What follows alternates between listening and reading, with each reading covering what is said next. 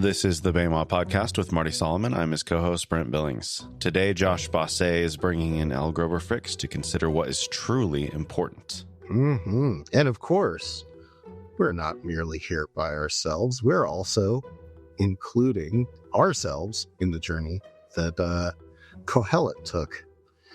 And here we are, 7 chapters later. Literally, this is right after the halfway point of the book, right after a major inflection point where Qohelet has brought up the problem of desire. What a perfect little conversation to have. But first, as always, in the classic Bema style, we need to do a little review, not a review, but a reminder of what we're dealing with here. Because Qohelet is not just any book. Qohelet is this weird, prophetic, almost philosophical, very provocative book. I've continued to repeat that little piece of trivia that you shared. I shouldn't say trivia like it's trivial, but the Mishnaic discussion about if you become unclean if you hold the book of Qohelet. But yes, Qohelet is not like other books. Qohelet is writing a book chiefly of philosophy, and philosophy kind of like how we write philosophy. This is not a normal wisdom literature type of book, but even though it kind of cleaves a little nearer to how we might think of, kind of philosophical exploration of a concept, of ideas, Qohelet approaches them very, very differently in that she is very concrete, very focused on material reality. She is not starting with theological assumptions. She is not trying to weave this into a religious narrative. She is just asking questions straight up as a human being who lives under the sun and talking about what happens here under the sun. And similarly, Qohelet is also a radical individualist, but we have to be careful not to then project our modern Western individualistic culture onto her individualism, which is radical in its context, which comes from a culture that has more of a communal understanding and assumptions built into it. So she is not arriving at individualism from the same place that we are, and probably doesn't even understand it the same way we do. But what that really means for her is that she is speaking not as a Israelite who is part of a partnership with God, who has this covenant, who's a member of a people. She is talking about what she has seen, what has happened in front of her, that she's experienced. And that kind of makes this work almost I've used this term before, very anachronistically, but kind of a materialist, humanist lens. And obviously that has very different connotations in the modern day, but I'm going to use that just to be a little provocative because, hey, why not? This is a provocative book. We have to remember all the reasoning here is experiential and concrete. These are concrete metaphors that are used, and we have to follow the flow of reasoning in that way. Otherwise, this book is a mess of contradictions that make no sense. So I don't like saying that a book of the Bible is a bunch of contradictions that make no sense. So I'm gonna say that we got halfway through. It's been weighed. It's been measured. Time to rip it on out of the canon. Yeah, no, we got to keep it in. It's got some good stuff. Absolutely. This is going to be a fun episode. There's a lot of interesting things here, and like I said, we just came off of one of Qohelet's kind of review, synthesizing chapters where she kind of ties everything back together to ask deeper, more troubling questions. And we've kind of arrived at this point of, what are we going like? Is anything we desire good? Can we even know what is good to chase after in life? Is all of that just totally up to chance? Do we have any ability to live wisely, to live well, to have something, as she continually says, something extra, something ma yitro? What is the extra? What is the something more to life that I feel in my heart is there? What is it? How do we get there? Let's find out. Yeah, let's find out. And I think this chapter, probably more than any other we've covered so far, I think gets a little closer to Qohelet's real answer. But I'll let the text do the talking. Brent, why don't you read that opening passage there? A good name is better than fine perfume, and the day of death better than the day of birth. It is better to go to a house of mourning than to go to a house of feasting, for death is the destiny of everyone. The living should take this to heart. Frustration is better than laughter, because a sad face is good for the heart. The heart of the wise is in the house of mourning, but the heart of fools is in the house of pleasure. It is better to heed the rebuke of a wise person than to listen to the song of fools. Like the crackling of thorns under the pot, so is the laughter of fools. This too is meaningless. Extortion turns a wise person into a fool, and a bribe corrupts the heart. Unfortunately, Brent, there is a flag on the play here. Yeah, Elle looks like she has some feedback too. Yeah. Specifically, verse 1. Verse 1, okay. Yeah, your translation said, I believe, a good name is better than fancy perfume or something. Oil. Oil. It's just the word for oil. Okay. And let's start there. A good name is better than good oil. I mean, even if it did mean perfume, that's kind of a weird comparison, right? What's the connection here? Oil is used for lots of things, right? It's a cooking important component. You use it to moisturize, you use it to anoint, you use it to fix your hair, all of the above. Lots of symbolism in Shemin. But where are you going with it, Josh? I'm sure you have a particular story, moment you want to pull on. You know, I wish I had a remez for this, but I don't actually have a remez for this one. But I'd like us to think about this in alignment with the second statement. A good name is better than good oil, and the day of death better than the day of one's birth. What do these things have in common at all? Specifically in their parallels. It's a little strange, right? Well, not that strange. Like on the day of the death, by the way, in the Hebrew, there's the there. On the day of the death, all that is in discussion is your name, what was left, right? Your body is being prepared, but that's what everyone's gathered around is what was this person's legacy? Who were they? What were they about? What will we remember them by? Perfect. 100%. That's exactly what I would have said. Woohoo! Even better than what I would have said. On the same page. The good name is what's left after you die. And that exactly like you said, that's why people are gathering everything. I'm just going to keep repeating you. So then let's look at the other pair. How is good oil like the day of one's birth? If death is an ending and the good name is what's left afterwards, you could say that the day of one's birth is a beginning. And you mentioned a bunch of stuff that oil can be used for, but there's one of those that's heavily associated with beginnings. Anointing? Question mark? Anointing, yes. You anoint what? Someone to become king. It's a new calling, a new role to step into. You anoint new priests.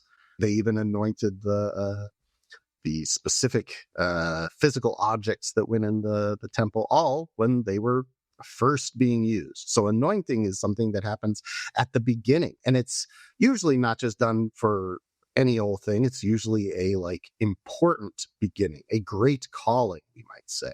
Right. What Qohelet is saying here, so in such a tight little pair of parallel images, is that the good name that is left behind after you've lived, after you've done all this work and done all this struggle, that is much more valuable than being called to something great. And I think given everything we've been going through, it's the anointing part, that might appeal to us. It's exciting, it's new, it's fresh. But I think with the general perspective of Qohelet that we've accrued through this book, we can understand why and where she's coming from when she says this, that when you have a good name, when you're at the end of your life and people are around you, they love you, you have a legacy that isn't.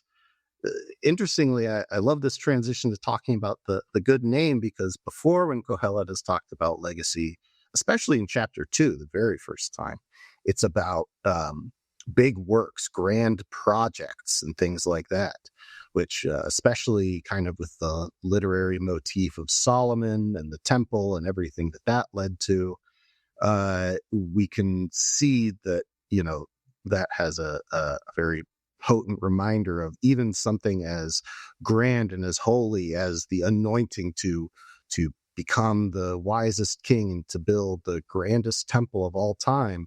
The legacy of that was very short-lived. And in fact, in many ways, if you go back to session 2, and especially when Marty's talking about the different perspectives on what really caused the downfall of the Davidic line there, the core of the legacy is this temple that kind of in some ways might have brought everything to ruin.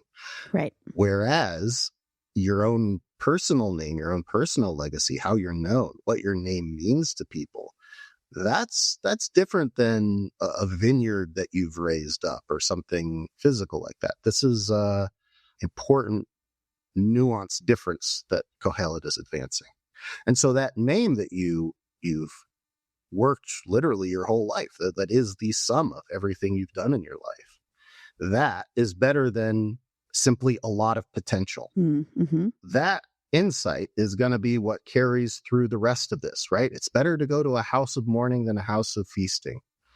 Actually, Elle, do you have a thought on this second verse here? I do. It's that it doesn't say house of feasting, which would kind of be upsetting to me I mean, who cares if I'm upset? But thinking about the whole narrative of what's happening in Tanakh and what's happening prophetically, and then the end of Revelation, like, if this was true, shouldn't we be like all of the world to come, all of eternity, just be a big funeral?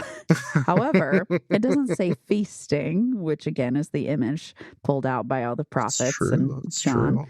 It says house of drinking. That is so it's true. Much more like it's better to go to a funeral than to a bar. So shifts how it feels to me. Yes. And I don't think that's a bad distinction to make. But I also think that what Qohelet is getting at here is not about, whether feasting is good or bad. Because again, Qohelet, the single thing that she keeps coming back to, like, well, at least this thing is good, is enjoying the things we have. And that to me is the heart of, the feast, which Marty has said many times, we have to party. And I don't think what Qohelet's talking about here is that, because if we take verse 2 in a vacuum, better to go to a place of mourning than a place of joy and happiness and feasting, because that's where we're all going. So the living should focus on that. Like, that's just kind of like you said, kind of dour, like, oh, is heaven just going to be one long funeral? Oy vey. But also it's a little bit of a faulty argument. Like, oh, we're supposed to only think about death because that's just where we're all going to go.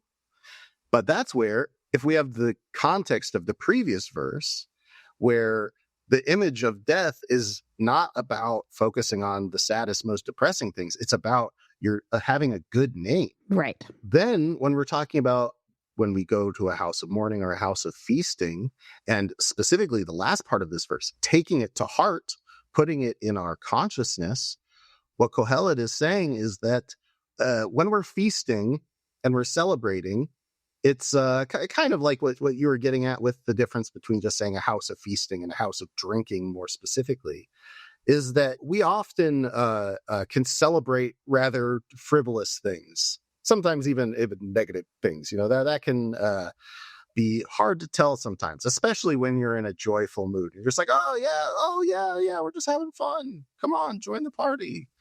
And when you're in the house of mourning, what is left behind, as you said so perfectly earlier, that's the good name. Mm-hmm. And I think that this isn't talking about, oh, it's wrong to go to a bar, it's stupid to go to a bar. But in terms of the larger question, the larger hunt that Qohelet is on to understand wisdom, to understand how we're supposed to live, how we're supposed to get something more out of life, paying more of our attention, giving more of our heart to what's important after you're gone, what's left behind. Right. That is so much weightier, so much more of a North Star than just what is something that can be celebrated. Because, we can celebrate, frivolous things that won't last very long. But there's also lots of good things to celebrate. It's not that we shouldn't celebrate them, but for Qohelet's purpose here, for looking for that North Star, that deep truth, you will see it more clearly at a funeral than at like a birthday party or something. There's more temptation to not be present to what's real in celebration, because I agree with you. All through the text we have commandments to be rejoicing at all times. So yes, clearly, exactly. The text is not set against us rejoicing. However, because for most of us, not all of us, most of us, rejoicing feels like, yeah, ride the vibe, everything's good. It's easier to use that as a block for what is happening that is real. And what is real is somebody's legacy. It's also real that someone's getting anointed, right? Or birthdays should be celebrated. But it's easier just to kind of be numb to what's happening when you're focusing on celebration than on mourning. Yeah, but if we think of anointings, like, if you were there the day Saul got anointed, you probably won't understand Saul as well as if you were there on the day of Saul's funeral. You'll understand more about what he meant on the other end. And not just because time has passed, but because, when you're celebrating something, exactly like you said, you want to look past those things. Someone had a new baby, you want to celebrate it. You aren't going to say, oh, well, that baby looks ugly. You know what I mean? Like, no one ever says, oh, you have an ugly baby. Like, those are and nor should they. You'd be surprised. I was going to say, don't they? That's true. I don't know. I have a very cute baby, so maybe I'm wow. Not as aware of that issue. I'm very privileged. Brent and I's kids are also adorable. I just the universe to know. Yeah, well, and having kids has made me appreciate babies more, but I've always thought babies are kind of weird looking. See, there you go. The babies are weird looking, but you don't say that when you're meeting someone's baby for the first time or saying anything. Probably not. And one other thing we should remember too, going back to chapter 3, is that this is happening in an exilic context as well. So, I would say, especially in an exilic context, rejoicing is really important. Like, you got to be able to not be depressed about the awful circumstances of your life and all the things that you've lost. But in terms of, again, Qohelet's very specific agenda, what is left behind after we die, that is the good stuff. That is actually going to potentially answer some of these intractable questions. This is where I think, things are getting interesting. We have kind of a parallel of this verse down in verse 4 about the heart of the wise is in the house of mourning. The mind or the heart of the fool is in the house. And this time it says, my translation puts it house of pleasure, but it's literally the house of simcha, the house of joy. Again, this is like, it's not that it's bad to be joyful. In fact, there are, like Marty said, one of the things that I love about his teaching back then is, we were told to party. And sometimes if we don't party, God's like, all right, I'm going to kill you. You got to party. You have to be joyful now. And the difference here is not that like one is good and the other is bad. Again, this is not like Qohelet's book of morality. That is not what the book has been about at all. It's about this question of the heart of the wise person is in the house of mourning. And I think at this point, we can see that symbolically, that means the wise person is thinking, how is this going to affect my good name? Is it really worth throwing away my good name to take this shortcut, to do this, do that? The mind of a fool, the heart of a fool is in the house of pleasure. What's going to feel good next? Not thinking about that longer term consequence. I'm still mad at the equation of joy with pleasure and what happens when we switch those words out. I know it's not my job to drag this whole episode into translation land, but the thing that God's people come away with if they hear the heart of the fool is in the house of pleasure versus the heart of, it's very upsetting to me. But I would also say, if you want to know God's feeling about pleasure, think about what he named his garden. Anyway, moving on. It is better to listen to the rebuke of a wise person than to listen to the song of fools. I feel like, again, this is kind of the same point, right? It's harder to hear rebuke. But again, this isn't just rebuke in general. This is the rebuke of a wise person. That's better than listening to the song of fools, which, again, it doesn't say, cut all the fools out of your life. They're toxic. That's not what this is saying. This is saying when a fool is making a song and they're like, oh yeah, Josh, you're so cool because you did this. And I'm just going, yeah, I am so cool. Like, just, you don't have to hate them or denounce them or do violence to them or anything. Just don't take it to heart the same way. It's easy to say when someone who's wise, who has a good name, who you respect, when they rebuke you, it's hard to hear that. When someone is singing a song that makes you feel good, it's really easy to get into that. And there's nothing inherently wrong with either of those. Again, this is about what we're letting into our heart and mind in terms of this bigger question of a good name. Are we going to let the fact that in high school my nickname was like the cool guy, like, is that going to be the thing that I base my life around? Troubling. We've all probably seen that. It doesn't end very well. Whereas someone who maybe made some mistakes or had to hear some harsh words and actually listen to them, you're going to come away a better person. You're going to have a better name at the end of the day. And this, I think, is what Qohelet's going through here, is that wisdom is something that it's not inherently painful. I think that is kind of going back to your mixed feelings, Elle, about how our culture, particularly our Christian culture, talks about joy and pleasure in these things and desire, even if we're going to get really far out into the theme of the episode. It's not that one is bad and the other is good. It's that if we're looking for what is a more stable source of wisdom, a sure place that we can, that we should pay more attention to, it's telling us that it's the hard things that wisdom is not going to shy away from. Wisdom is going to say, okay, I know this is hard, but it's good for me. I'm going to take my medicine, so to speak.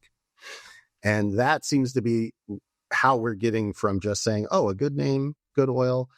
We're going down, and as it goes through, we're going to see that theme kind of rise up as we get away from just this, oh, is wisdom better than foolishness kind of dichotomy. Is it kind of like a consideration of what has the final word? Yeah. Like, oh, I could go to a party at Josh's house, and it's like, oh, he throws a great party. But then at the end of your life, at your funeral, then there's going to be a counting of all the things that you've done. It's like, oh, that wasn't just me. Like, Josh knew how to like celebrate everybody. That's who he was.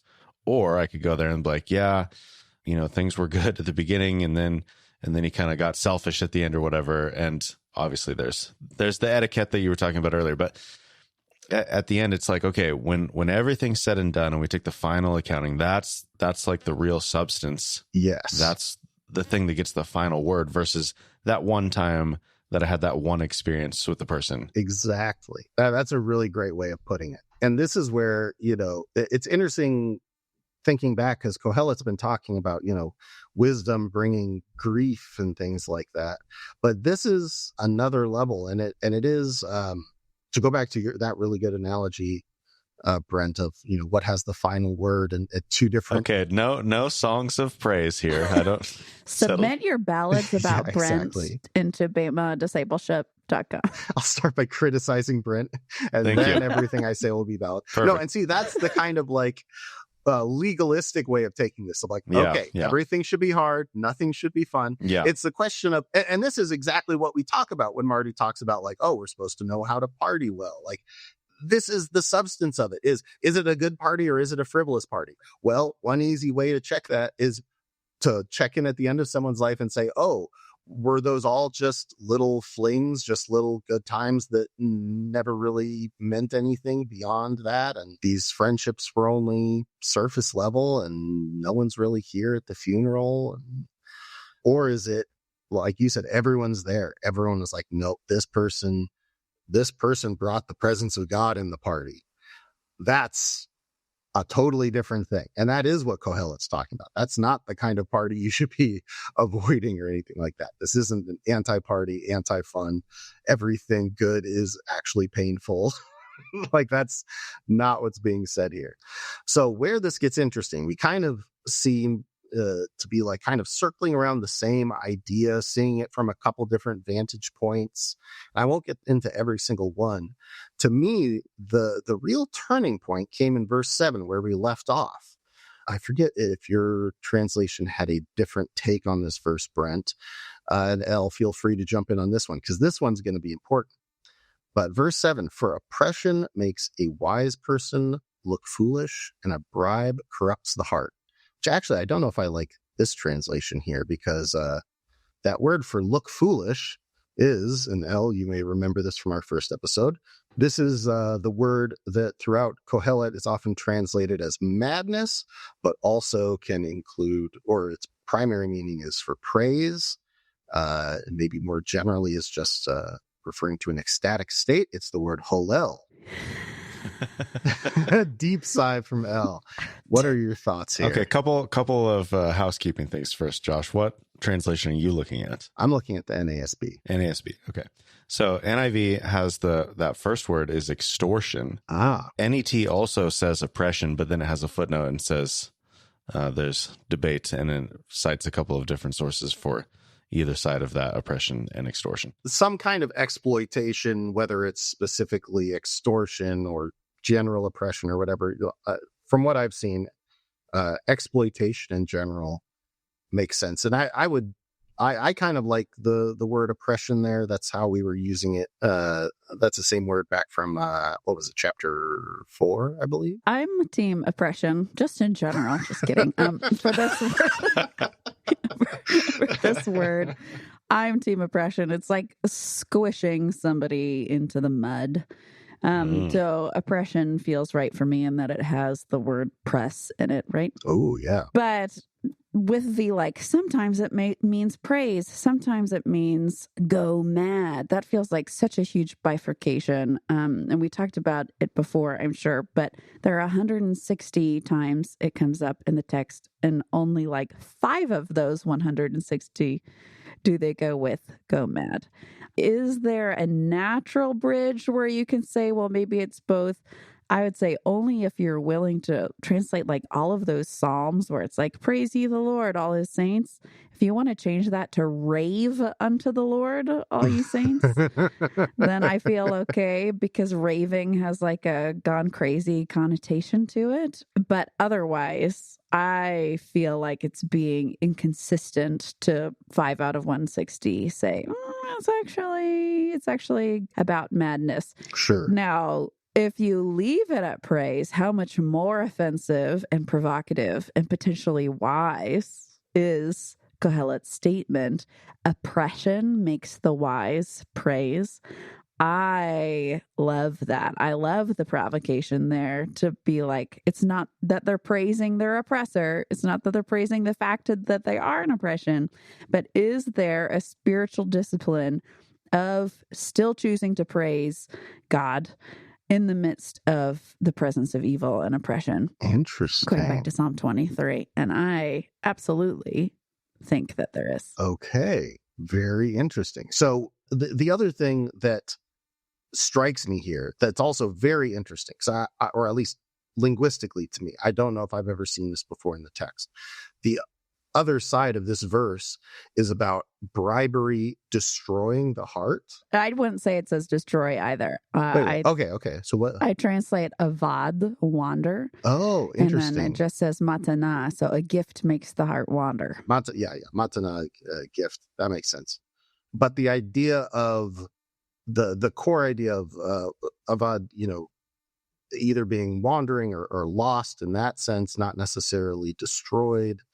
I mean, it's interesting because I had never seen that specific construction. I guess if you take destroyed out of the running, then that's different. To lose yourself via wandering. So it's not just not all who wander are lost type wandering, but you're off the path and off the edge of a cliff. Right. Like you are lost in the desert. Right. So somebody giving you something to try to make you feel better in the midst of your oppression isn't actually as helpful. If you're just here, feel better, we wrote you a card or Interesting. Whatever. Okay. I think Qohelet is getting at saying the wise are able to encounter oppression and spiritually engage in transformative alchemy of saying, I'm going to stand against this being squished into the mud. And not necessarily by like punching the person trying to squish me, but rather keeping my heart safe and rejoicing through the activity of praise of God, that there's something transformative and life-giving in praising God. Yeah. And instead, when we say like hashtag self-care day, all you're doing is taking away from what's real. Just like if we dip into the bar on the way to the funeral, we're taking away from what's real, which is grief and loss. Okay. Yeah. I can see that. And you know what? I was gonna try and wrestle things back toward where I was heading, because I saw that parallel between like I like that image of a destroyed heart and oppression, and just how like oppression can make wisdom look crazy. But you've won me over. I like and I would say though, let me ask this and see if we can find some common ground.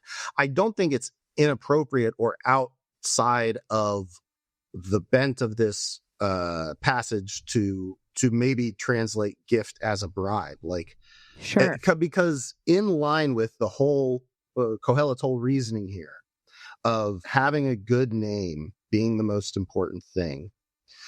When you're in exile and you're a wise person, you say, you know, like, it's okay. We're going to get through this, and we're going to resist this. We're going to make our name here doing this, like standing up to empire. And on the other hand, you will lose that if you take the bribe, if you are just like, oh yeah, you know, let's just, go Babylon. Sure. I'll wear the jersey. I'll change my name. I'll do all this stuff. You lose yourself. Right. But at the same time, I think you're right that on the softer side of that translation, looking at it as a gift, as like, you know, coping with oppression through creature comforts. Like I want to be careful here, because I don't think there, again, going back to this, like there isn't anything wrong with joy or comfort or anything, but or self-care, right? Or self-care. Yeah, exactly.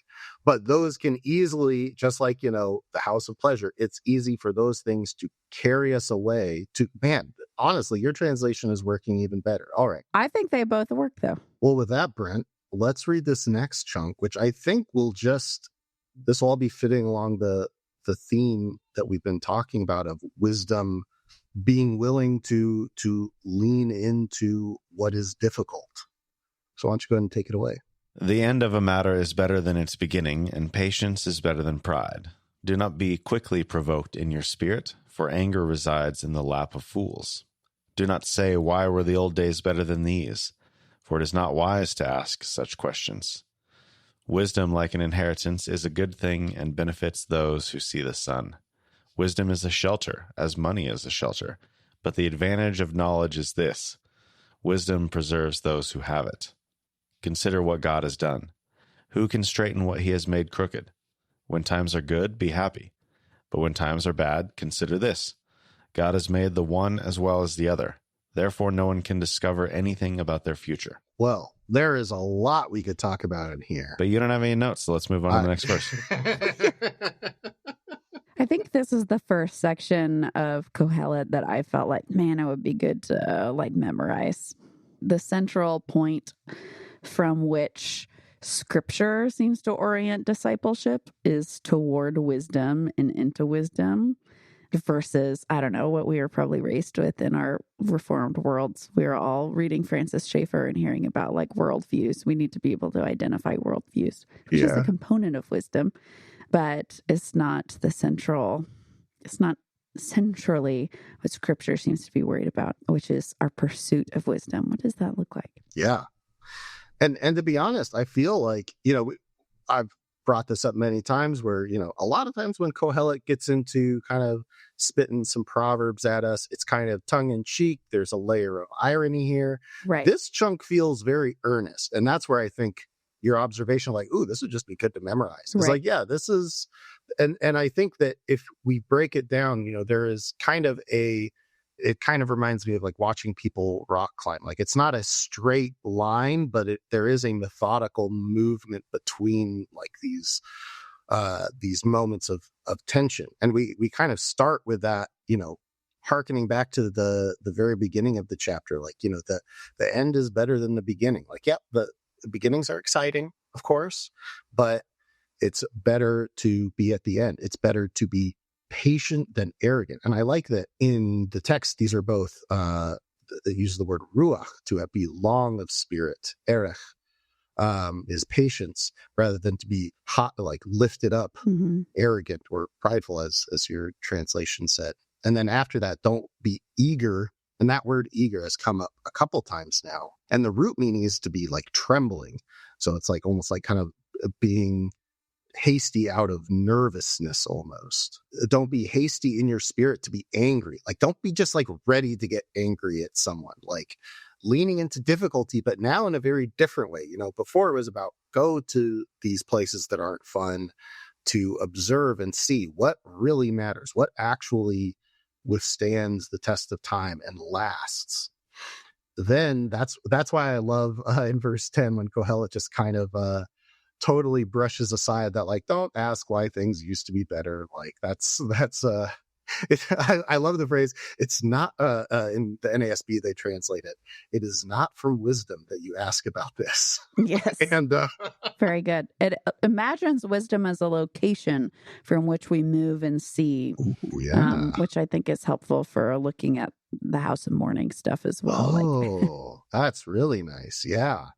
And I like too this going into the next verse, where we start to get practical. And this is where, on one level, if we haven't been paying attention, this kind of just seems like it's like, yeah, it's good to be smart. It's good to have money. It's good to be a winner.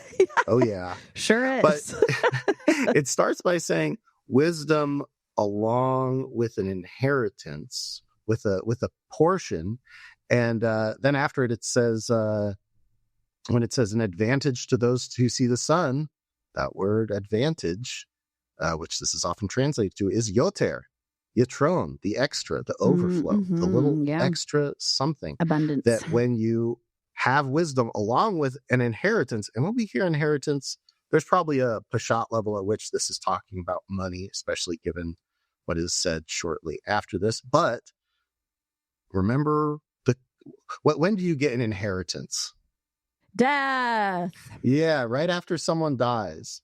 And again, an inheritance is also something that is left behind after death. And I wonder if this is maybe alluding to not just an inheritance of money, but reminding us of the other things that are left behind after death, our legacy, our good name.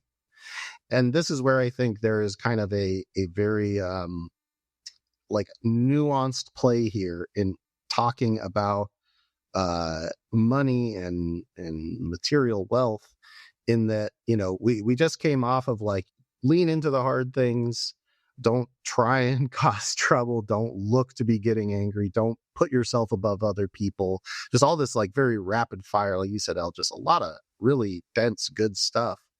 And then saying like, wisdom is also good when you have something to build off of, whether that's material wealth, or maybe, if your parent was someone who had a good name, that's also a great thing to start with. Because, I'm sure there's exceptions, but usually that's probably a pretty good sign for you if you're their kid. Probably means you had a great parent. And that is something that can give you a little oomph when you see the sun. Like these things work well together. But then we see the turning of this, that and this, Elle, I'd like your thoughts on, because we have the use of the word shadow throughout verse 12. Wisdom is in the shadow as money is in the shadow. And, shadow can be used to talk about protection and provision. A lot of times we overlook that. But did you have any thoughts about the use of it there? Yeah, I like it there. The picture is like the wings of the prayer shawl being brought into the household in a wedding. Another big event, BT Dub's birthday, death day, wedding day. So what are you being protected by? In the shadow of God we were created, right? Yep. So, yeah, I'm fine with, I'm looking at the RSV, so I'm not sure what Brent said, but protection is okay with me. Shelter There. is what the NIV had. Sure. Yeah. Sure. Nothing wrong with that. Here, though, Qohelet makes a distinction that wisdom has a little bit more because money won't keep you alive. Wisdom will keep you alive, which is an interesting thing because a lot of times when we think of money, we're like, well, actually, my money does keep me alive. Thank you very much. But the word here is like the way that it uses the word to like preserve life is in a more active sense. It's not like, oh, this can buy you bread, which will extend your life because you need food. This is saying like wisdom will actually give you life. It is a source of life. Money is not a source of life. It is something that can be exchanged for things that we get life from. But money by itself doesn't do that. We talked about that in chapter 5. It's a feast for the eyes. That's the most you can say about it. And then we get back to this image that Qohelet has used, actually, I think back in chapter 1 of what God has bent cannot be straightened, that time only flows one way. You get older, your spine gets bent, your body breaks down.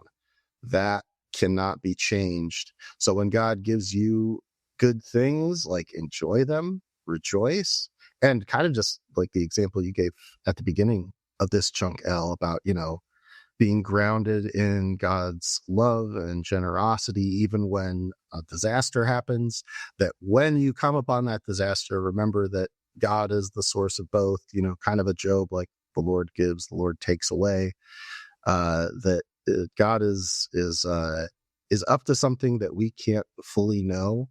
And I love that Qohelet just kind of leaves things hanging here, doesn't quite resolve it. The one little note that sparks my curiosity is literally, it says, see the deeds of the Elohim, not Elohim. Oh, yeah. For who can make straight what they have made crooked.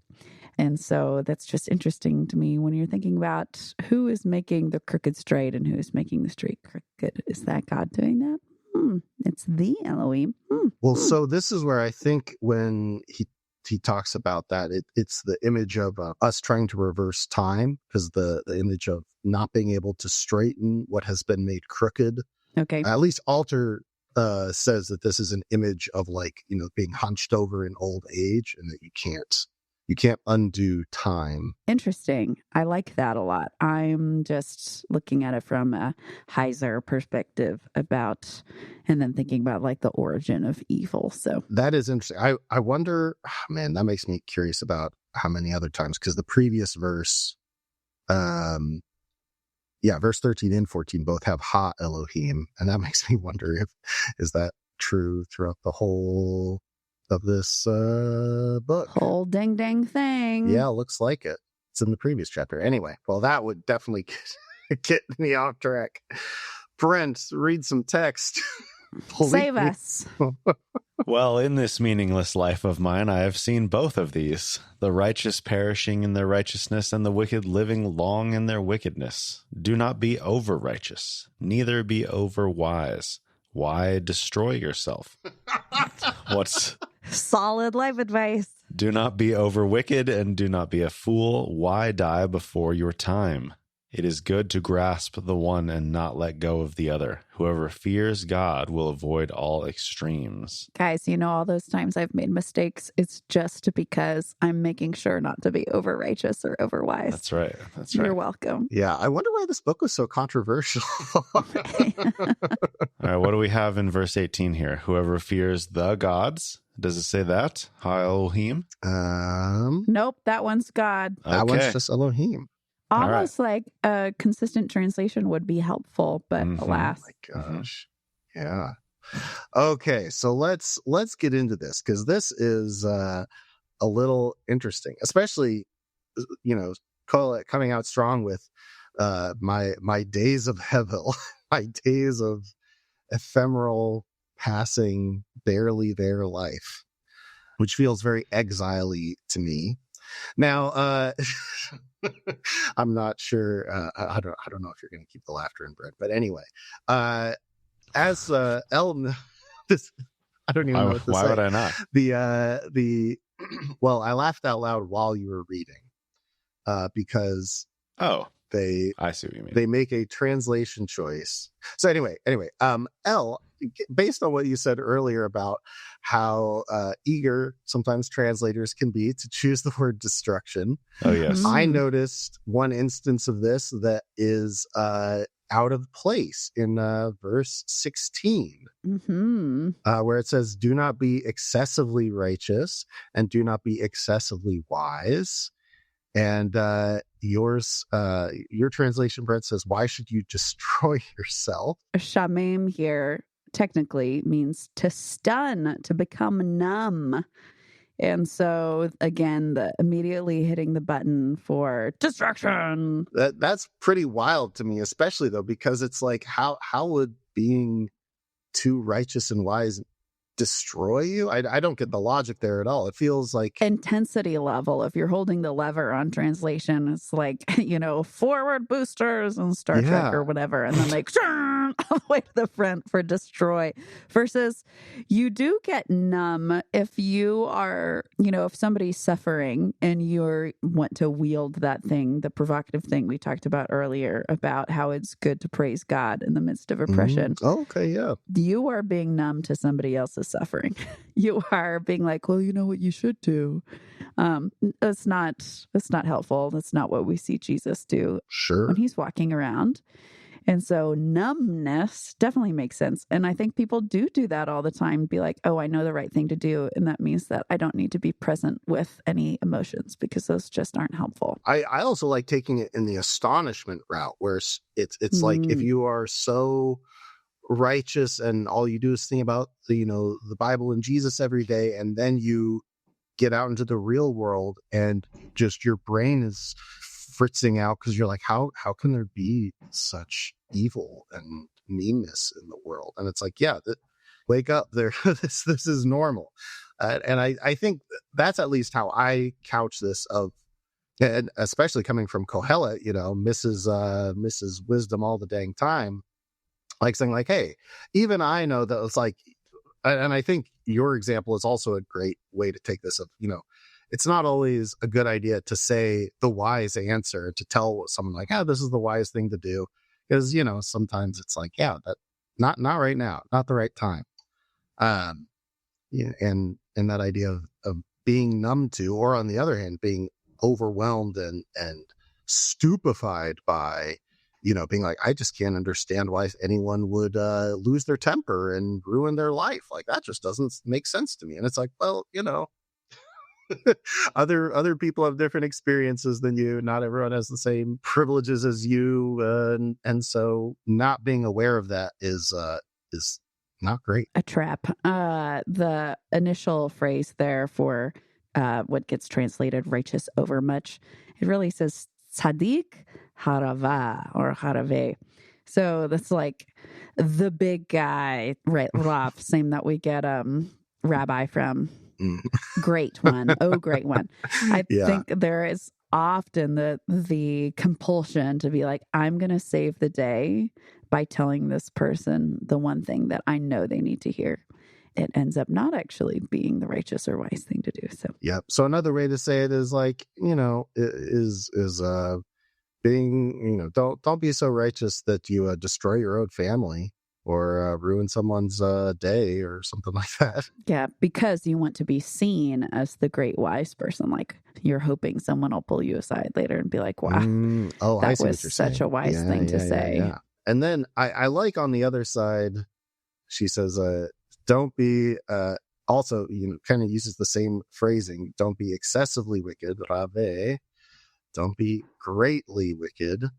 And what I love is that, if you were, kind of in the Hebrew literary mindset, and how parallelisms work, you would expect, to have kind of you have a little perfect square here. Don't be excessively righteous. Don't be excessively wicked. Don't be overly wise. And what would you expect to come after that? don't be overly foolish. But that's not what Qohelet says. She just says, don't be foolish.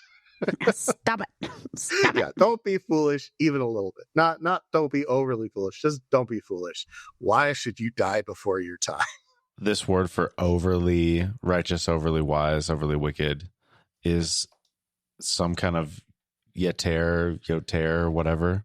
Yes, so you Is that caught this detail. So when it says don't be overly wise, it says don't be yoter wise. like don't leave any wisdom left over? Don't be spilling over the edges of your cup with your wisdom. Mhm. It's the extra is the way he's been talking about it. It's the same image basically of like don't overdo it. Have some moderation. But at the same time, yeah, I feel like, Qohelet doesn't throw around the word yoter lightly. Like I feel like there is maybe a little like kind of a self-awareness of like because that's this whole verse, right? Of like you have to be a little self-aware. Don't be such a goody two-shoes that you're alienating people around you or that you lose connection with the real world. And don't just be on constant, wisdom mode where you're just a Proverbs machine. Like that's not what we're called to be. And I feel like her slipping in this yoter word, which always calls back to like her kind of white whale of philosophically trying to find this philosopher's stone of like what's the yitron of life. I wonder if she's maybe kind of lightly poking fun at herself a little bit there. And what I love about this, though, and I want to hear all your thoughts, what does it mean for her to then say, it's good that you grasp one while not letting go of the other, and the one who, for the one who fears God, emerges with both. I'm curious about whether that's about part B of verse 17, when it's like, what are the two things she's referring to? Is it being wise and a fool? I'm curious about whether that's in reference to, why should you die before your time? Like, you will have a death. You do have an appointed time. No one can get that out of your hand. But if you fear God, you will emerge from death and from your appointed time. Yeah. From that, and that won't be the end for you. Yeah, I could totally see that. What about you, Brent? You got any thoughts? Nothing productive, I don't think. Okay. What I feel like here is part of the idea of, saying don't be, excessively wicked is also kind of a willingness to admit that we all have a little bit of that in us, which as Christians shouldn't be hard for us to say. And I think, though, again, I feel like this is a big humility check of like, hey, if you are taking pride in the fact that you're just always on point with your wisdom and your righteousness, knock it off. And also tone it down with the wickedness. And I think kind of our reaction is supposed to be like, but I'm not wicked. And Qohelet's kind of saying, yes, you are. And just like, we all have our toxic trait, or, we do something that is not always constructive. And in fact, is sometimes a little destructive. Sorry, Elle, I had to say that there. But we're supposed to be able to hold on to both of these things and understand that, like, yes, I'm trying to be wise and I'm trying to be righteous, but I'm also going to fully own the fact that sometimes I can be a piece of crud, and that we're not supposed to like try and turn a blind eye to one or be like completely devoted to one in the sense of like staking our identity on like, no, I am the righteous person. I am like you said, I'm the big righteous person. I'm the person overflowing with wisdom. I feel like you have to be right because of verses 20 and 21. Well, thank you very much. And with that, oh man, let's just get into it. Brent, read that next chunk. Wisdom makes one wise person more powerful than 10 rulers in a city. Indeed, there is no one on earth who is righteous, no one who does what is right and never sins. Do not pay attention to every word people say, or you may hear your servant cursing you. For you know in your heart that many times you yourself have cursed others. Boom. There we go. And to me, this also has a little bit of the flavor of, reminds me of in chapter 4 and chapter 6, reflecting on, Qohelet's thoughts on oppression and that she characterizes it by knowing how to walk among the living, like the wisdom of ordinary people just knowing how to get along and build solidarity, and that's really the thing that pushes back against oppression. And this to me feels a little bit like that in the sense of like, hey, you got to let some stuff go. Don't take everything you say super seriously. Don't look for trouble because you're going to find it. And that you've said things that maybe have caused trouble before. So it's like, let's just all calm down. But what's really interesting to me is kind of seemingly the non sequitur in verse 19. Like if we erased verse 19, this would still make a lot of sense, right? Yeah, Yes. the idea that the rulers are being brought in here is weird. Yes. And I have an answer. This is where we get into Remez City. And specifically, one guy's Remez who you will all be shocked to hear about. Oh. It's Yosef City, baby. Population, Bema, and the audience, and all of us here. We're all in. So the word for ruler there is very rare. It's the word shalit, which is used, I think, first of Yosef in Genesis 42. And in the very same chapter, Yosef meets his brothers, but not all of them. How many brothers does he have? So many. 11. Too many. He has 11, but one of them, Benjamin, is home, which means how many brothers does he meet? 10. 10. Oh. We might be asking, why is this included here? And this is where I think Qohelet is throwing us, not just this, as we said, this all kind of makes sense. This all vibes well together. But what happens when we think about verses 20 and onward through the lens of Yosef, seeing his 10 brothers, not knowing if Benjamin is still alive, not knowing if they got rid of him too, not knowing if his dad is still alive. And then he says, well, there's never someone who doesn't sin. And, not taking words seriously. Like this is reminding me a lot of Yosef reflecting on his brothers and the tension that existed between them, the reports he brought back on them, the things he said, the things they said, thinking about what are their intentions? What are they up to? Well, and is this a commentary on Yosef? How he was listening in on his brothers talking and speaking through a translator so they didn't know he could understand them? There could also be that as well. And I think that is, yes, another juicy layer there. Except they didn't curse him. See, that's the thing is he didn't know. And it wasn't until, that's where I think the difference there is what was Yosef's agenda, right?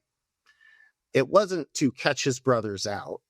That was kind of his agenda maybe back in the day. But in that moment, he was concerned about whether his younger brother and his dad were alive. And I think that's, it's subtextual, but I think that's pretty clear in the text. He's trying to angle for them to bring him Benjamin because he's like, well, they were about to kill me. Would they have just tried to finish off Rachel's line? Yeah, exactly. To get the inheritance for themselves. Not to throw you more honor, oh, my but gosh. it's not just that the first mention is Yosef. The only other mention of Shalit outside of Qohelet is Yosef. Wow. So if Brilliant. that's not what she's doing, then what is happening? What is happening there? Yep. Exactly. And as I've said many times with the Remezim here, I think there's probably there's so much intentionality in Qohelet's part. And even in some of the more recent chapters, I've become very awed by the nuance and the way that she weaves together these Remezim. So I am very certain that there is a lot of depth there. But I'm going to push us onwards because, well, for one thing, we're not done with Yosef Remezim, and the rest of this chapter gets pretty wild. So let's just push right through to the end and take apart the stuff that's going to get really dicey. Okay. All this I tested by wisdom, and I said, I am determined to be wise, but this was beyond me. Whatever exists is far off and most profound. Who can discover it? So I turned my mind to understand, to investigate, and to search out wisdom and the scheme of things, and to understand the stupidity of wickedness and the madness of folly. I find more bitter than death the woman who is a snare, whose heart is a trap, and whose hands are chains. The man who pleases God will escape her, but the sinner she will ensnare. Look, says the teacher, this is what I have discovered, adding one thing to another to discover the scheme of things. While I was still searching, but not finding, I found one upright man among 1,000, but not one upright woman among them all. This only have I found. God created mankind upright, but they have gone in search of many schemes. Wow, okay, there's a couple flags on that that we're going to have to throw. There's some interpretive choices being made there. My goodness. A couple extra words thrown in. All seems perfectly fine to me. No idea what you guys are talking about. Yeah, so let's go through this in order. So we start with Qohelet giving us this Yosef Remez, and then having this kind of like very diplomatic, kind of neighborly, like, hey, don't take everything you hear seriously. And then we get this break saying, I tested all this with wisdom, and I wanted to be wise, but wisdom was far from me. What has been is far away. The same word for far away in the previous verse of wisdom being far away. What has been is far away and very deep.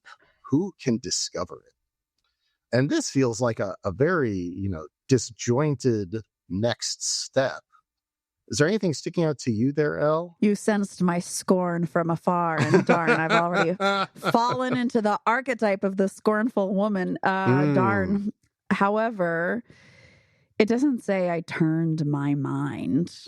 It says I turned my heart. And so my squinty irritation is once again at Westerners dragging in our ideas of heart dumb, mind good. So if we're pursuing wisdom, even though the text says heart, I'm going to make it mine because I know better than scripture. Yep. So that's what my squinty eyes were about. Absolutely. We've addressed that many times. The heart is just, oh my gosh. Anyway, yeah.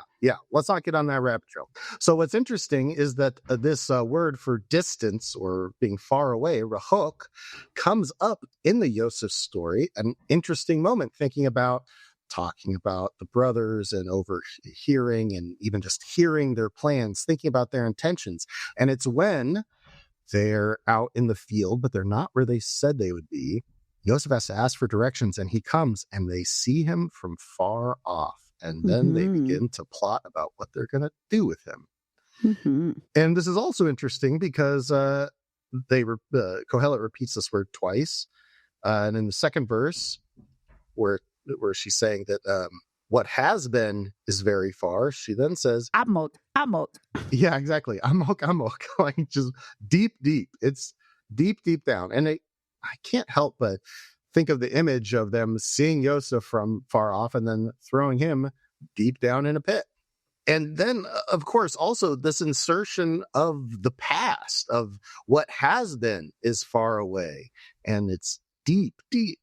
Who can find it?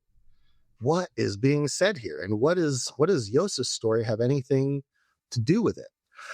I'll put this out here because I don't want to make us, walk around Jericho 7 times or anything. I feel like what this is saying is that, in trying to sift through other people's intentions and what they did back then, the text tells us they were plotting against him, but, Yosef doesn't know that when he's walking up. So I feel like on one hand, this is in the larger scheme, the larger overall theme of desire, when we're considering our own faults and being grace-filled towards other people, which is a lot of what Qohelet is saying here. If we start with this idea of the good name, we've gone all the way down the trail of leaning into the hard things and focusing on our name throughout all that. And then we come to this, moment of big humility of Qohelet even kind of making light of her own pursuit of wisdom.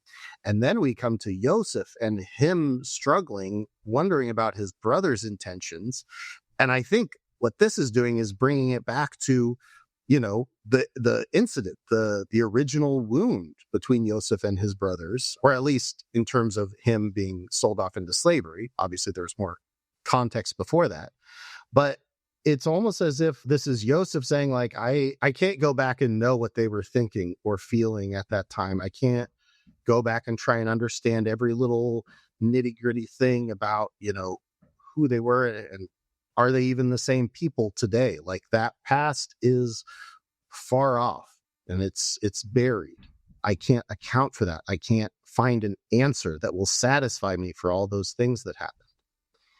At the same time, it's very interesting because the structure of how Qohelet presents this in verse 23, she is the one who is seeing wisdom at a far distance. And it's almost like she's kind of calling herself out for treating wisdom as this thing that she wants to, I don't know, like get for herself. Like, I don't know. There's something a little bit strange there. I don't quite know what to make of it. What do y'all think? I want to line it up chronologically with the story of Yosef. So rumors like, don't hear what your servants are saying about you. Yes. The beginning of Yosef being a horrible person and getting what's coming to him, she said, with extreme bias. The bad reports. Before he even has the dreams that he'll be better than, what was it, 10 rulers? Before he gets to that, it says that it was his habit to go around spreading rumors about his brothers. Yes. He would bring a bad report. Mm-hmm. Yeah. So that was what he was up to. So then if we follow along through his narrative and he's in the pit, I think the thing that is common across people's experience of oppression, people's experience of tragedy, of discovering unbelonging, of being thrown in a pit is, whoa, who am I?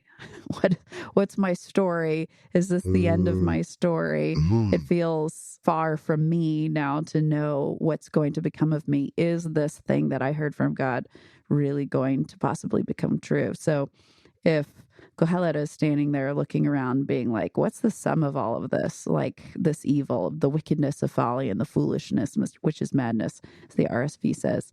That's like him being carried off by the spice traders on the way. Yeah. Which then, ding, ding, ding, sets up chronologically our next moment. Exactly. And this is where, if we know that this is referencing Joseph, that puts a very different spin on verse 26. Right. The woman more bitter than death, whose heart, I like the way the NASB translates it here, so I'll read it.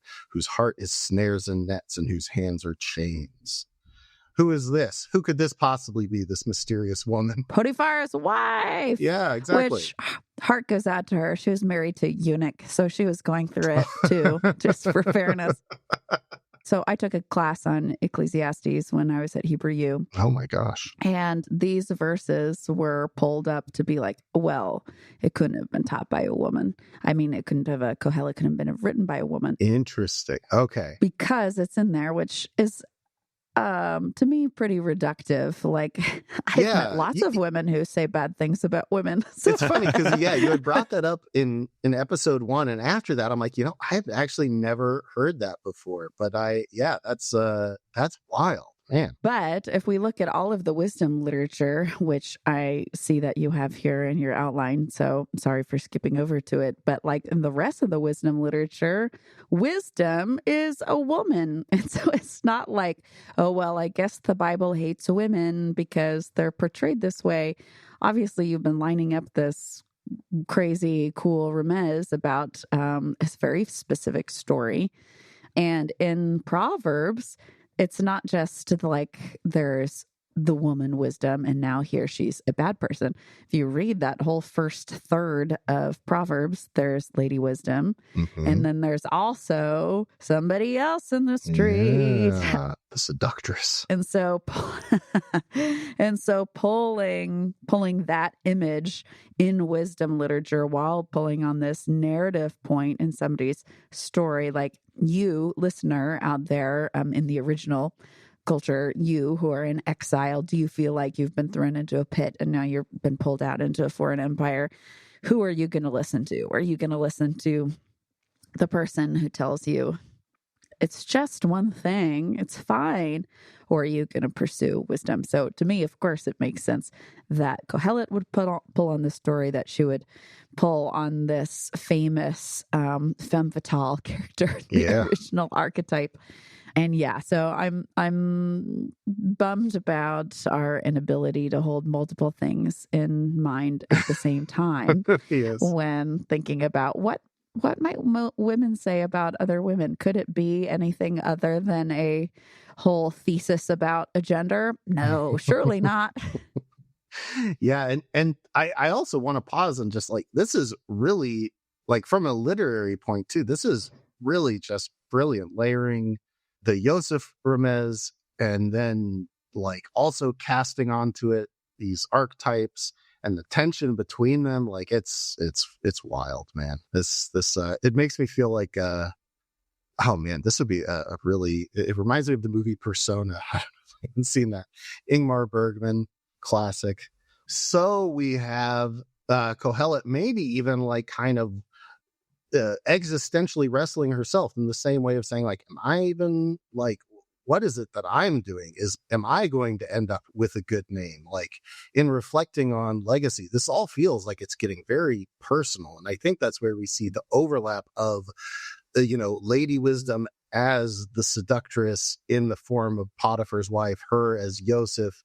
Am I just being dragged down by my own, inability to see beyond myself? Am I the one who's not self-aware here? And then in verse 27, she references herself. Yes. Which to me enforces what you're saying.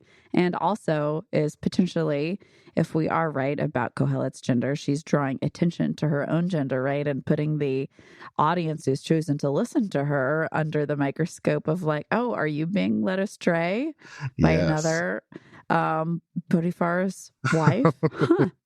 And, I have a thought about this next part. But first, I do want to point out, so in verse, I believe it's here in verse 27, when she's quoting herself, this is where she uses feminine verbs in this kind of breaking in as a narrator voice, I suppose. And here's the other interesting thing. She's adding one thing to another to find an explanation. To me, this is also very reminiscent of Yosef, because Yosef constantly encounters dreams that come in pairs, right? And the consistent theme between his pair of dreams and Pharaoh's pair of dreams, which he says in the climactic moment, is, Pharaoh, these dreams are one dream. It's one and the same. And this idea of one being combined with one to find an explanation, this feels like Qohelet is kind of getting to the point of, if we're going chronologically through Yosef's story, this is Qohelet figuring out what the dream means. And what's also interesting is the use of this word, I believe it's cheshbon, which can mean an explanation or a scheme. And Elle, if you have any insight into that word, I'd love to hear it. It's like something that's been braided together. Oh, okay. There you go. I like that. Oh, there we go. That even works better with the idea of the two becoming one in terms of the dreams. I'm not trying to talk about marriage there, although I think that is the metaphor that's going to be transitioned to in a second. So yeah, I guess actually that's just perfect. What's interesting here is I alluded to this before, but I didn't say it outright. So let me say it here. The translation Brent was looking at for verse 28 is not good. It adds in some extra words, which makes this, to be frank, kind of offensive. That I found one upright man, but no upright women. The word upright is not there. Yeah. Nope. What's crazy is the NET also adds the words, and then they put in the footnote, these words aren't actually here. We just added them. I mean, at least they're honest, I guess. What a vibe. Question mark?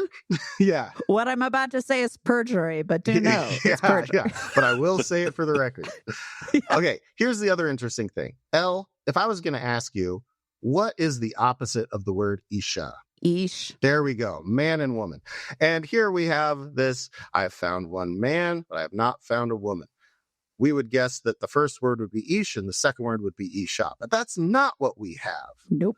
The first word is not ish. The first word is adam. Person. Human. Person. It is as neutral as you can get. It just means human. And then if we throw Yosef's name in there, it's I have not found one person from Yosef, which in Hebrew from can also be since Yosef. Honestly, the word order in this verse is also very strange. Okay, so if these are not opposites, if this isn't just like, hey, there's, it's hard to find a good man, but a woman, no chance. Women are awful. Like if we set that aside as maybe not what's being said here, and then consider that these really aren't even opposite words, what could be being said here? I have been searching and I haven't found what I'm looking for. I've been able to find a person among 1,000, but I haven't been able to find an Isha. Now, Elle, I know this isn't the literal meaning of it, but Isha is often used euphemistically to mean what? Wife. A wife. So what if what Qohelet is saying, very tongue-in-cheek, is that I've been able to find a good guy. I've been able to find a person that's good, but not a partner, not a wife, which again with... is Qohelet also here commenting not just on this larger conversation of exile, but also we don't have to go fully into the gender politics of it, but she's found a good person, but just not that partner, not that two becoming one, that Yosef answer to here's what the dream means, that like she hasn't found the thing that fits. She's found things that are good. She's found things that kind of make sense, but not anything that actually gets to that other level, that Yitron, that something more. There's something more that makes me want to. That is what's missing. That to me makes so much more sense. What do you guys think about this? I'm wondering if she's contrasted this image from the Proverbs, right? About like the femme fatale woman versus Lady Wisdom. What if she's saying like, out of all of these people, I'd love to find a Yosef, right?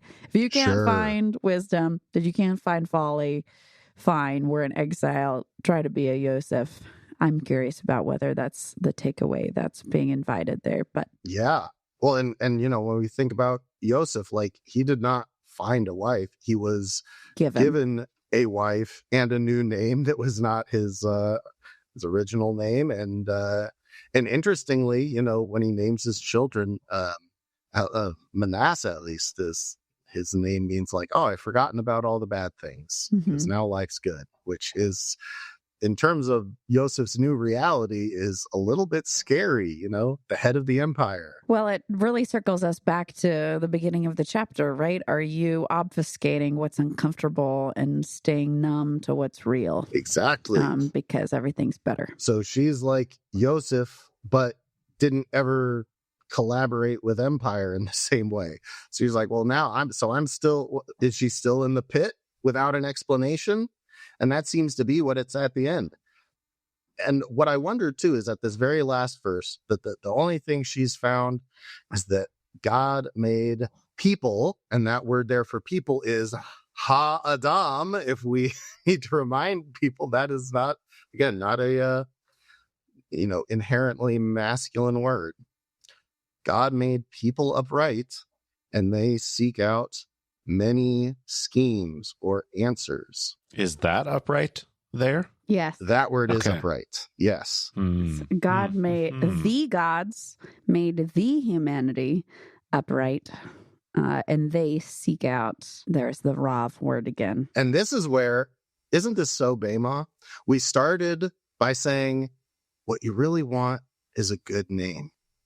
And here we are, and Qohelet's tearing her hair out because she wants an answer, right? Mm-hmm. She wants to understand how it all fits together. It's the word cheshbon again from the beginning. She's trying to braid it all together, which also gets used in one other place to make siege engines. Yes. Humanity keeps making siege engines. We keep Stop making... it. Yep, our trebuchets will be the Seek be the end of wisdom, us. not trebuchets. But I love that. Like this, I feel like is such a powerful chapter. It really is a trip, like a descent into, and not really madness, but like the existential like anxiety, the cycle of in trying to grasp the thing, really realizing that you've lost sight of it. And I think that is what she is sharing in her becoming like kind of self-aware of like, am I just spinning my wheels here? Am I just focused on an answer? Shouldn't I be focused on the good name? But then at the same time, we have like this very like heartfelt, like I'm looking for a partner. Like I'm looking for something that like soothes my soul. Like, that what's the meaning of life? Isn't there, what's the something more to life?